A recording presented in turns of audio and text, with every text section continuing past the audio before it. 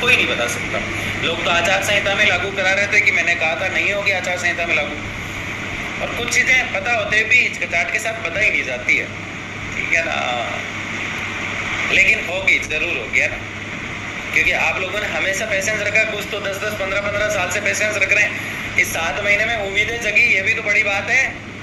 ये RLSCC जो नाम है, इसके पीछे मेरा खून पसीना है, इसे मैं जिंदा रखूंगा, मरने नहीं दूंगा, और आपकी जिंदगी बनाएगी RLSCC। मैं आपको कई बार कह चुका हूं। क्या है RLSCC?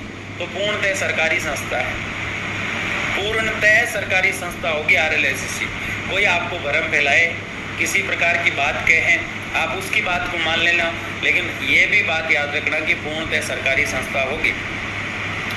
लोगों का क्या है, आपके ग्रुप में ये भी आता है कि RLSCC की फाइल अनुमोदन के लिए दिल्ली नहीं गई, वही लोग फिर आके बताते हैं कि फाइल दिल्ली से लौट चुकी है। कोई तो होगा जो फाइल को निकलवाता है, कोई तो होगा जो अनुमोदन करवाता है दिल्ली से।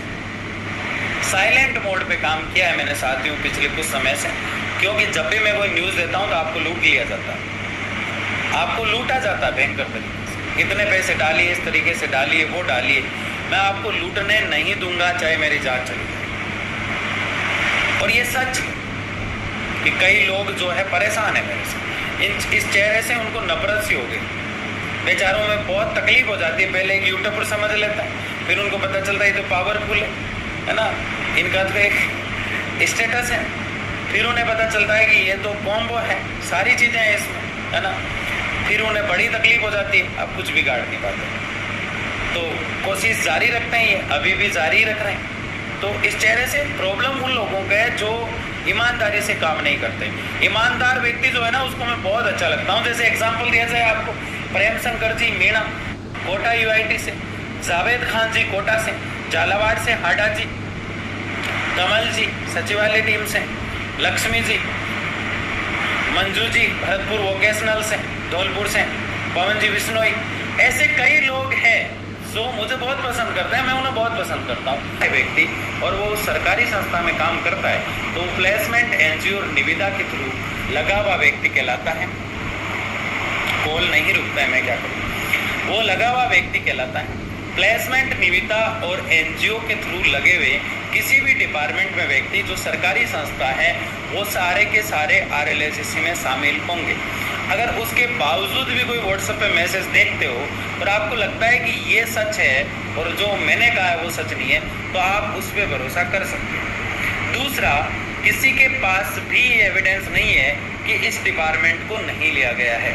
कोई है तो मुझे बता दे, कोई है तो मुझे बता दे।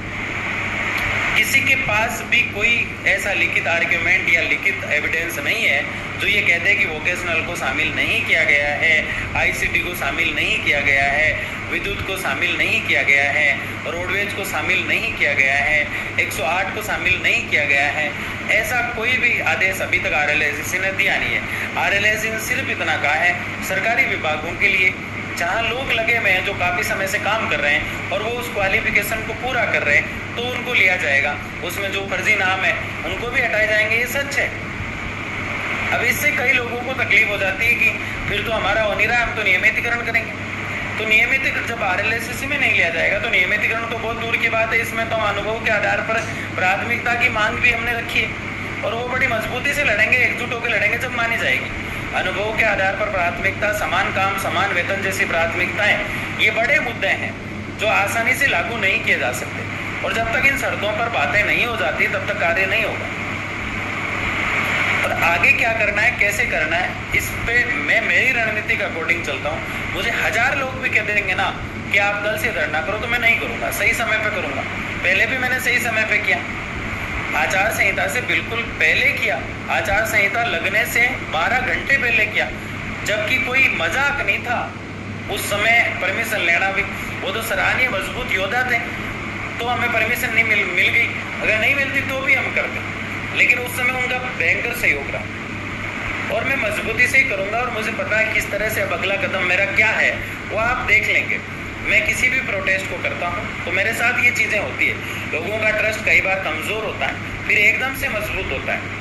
आपके कमेंट जो है वो फिर से मजबूत होने वाले हैं। वो कैसे होंगे, मेरा अगला कदम बड़ा खतरनाक है। उसमें जो लोग अभी इस तरह से माहौल बना रहे हैं, ये बना रहे हैं, वो 1 मिनट में धूमिल हो जाता है। क्यों? क्योंकि मेरे प्लान बड़े खतरनाक होते हैं। मैं सोच समझ के कार्य को करता हूँ। मैं करने वाला था धरना, लेकिन जो प्रशासनिक लोग हैं वो एक्टिव थे इस कार्य को लेके, और राजनीतिक लोगों से जो मेरी बात हो रही थी, जो चर्चा हो रही थी, उसमें रेस्पॉन्स मुझे पॉजिटिव ही दिख रहा था। तो फिर ऐसे में मतलब जो है मुझे थोड़ा शांति से बैठने के लिए कहा भी गया। इसका मतलब ये नहीं कि मैं सरकार का जो है आदमी बन के चुपचाप बैठ जाऊंगा, वो आप देख लेंगे सारी चीज़ें, क्योंकि मैं अभी कहूँगा तो आपको लगेगा, लेकिन वो आप देखेंगे। आप लोगों को मजबूती दिखाने का, आप लोगों का हौसला, आप लोगों का पेशेंस जो आपने रखा है, उसको बाहर निकालने का सारे मौके आपके सामने आने वाले। पहले भी राजस्थान की राजधानी जयपुर के शहीद स्मारक से हमने मौका लिया है, सबने हमारी बात रखी है बड़ी मजबूती से। प्रत्येक डिपार्टमेंट आया, सबने अपने अपने ज्ञापन दिए, सारे ज्ञापन की कॉपी मैंने जो है जहाँ जहाँ पहुँचानी थी पहुँचाई। दोबारा भी ऐसा हम करने वाले हैं और बहुत जल्द करने वाले हैं, और इस बार धरने से भी बेटर करने वाले हैं। धरना बहुत छोटी चीज़ हो जाएगी, क्योंकि अभी मैं बताऊंगा तो पहले ही उसकी धूलदानी कहते हैं मारवाड़ी में, वो धूलदानी हो जाएगी उस प्लान की।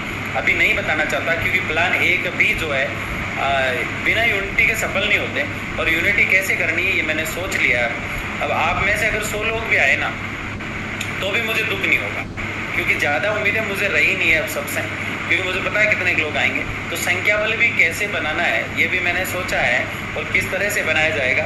आधे लोग तो इस बात में, इस पूरी चर्चा में पिछले 27-28 मिनट में समझ गए कि मैं क्या करने वाला हूँ, लेकिन जो नहीं समझे हैं उनको थोड़ा सा गौर करना है कि मेरा अगला कदम बड़ा खतरनाक है। शहीद स्मारक में पैर देने की जगह नहीं रहेगी, और वो कब होगी आप सब समझते हैं। बेरोजगारों की भर्तियाँ काफ़ी समय से नहीं आई, और बेरोजगारों की भर्तियां भी आनी चाहिए। आप लोगों की RLSC भी लागू होनी चाहिए, और ऐसे कदम के लिए बड़ी ही रणनीति के साथ मुझे कार्य करना पड़ेगा। और हमारी मांगे जो है, चाहे वो बेरोजगारों की भर्तियों को लेके हो, चाहे RLSC के नोटिफिकेशन की लेके हो, हम नहीं जाएंगे डेलीगेशन लेके। इस बार डेलीगेशन में आगे से ही, चाहे वो मुख्यमंत्री हो चाहे कोई भी हो, उसको ही आना पड़ेगा, ये सच है। तो ऐसा ही कुछ करेंगे, और नहीं उठेंगे जब तक, आप भले चले जाना, मैं नहीं उठूंगा जब तक काम नहीं हो जाता।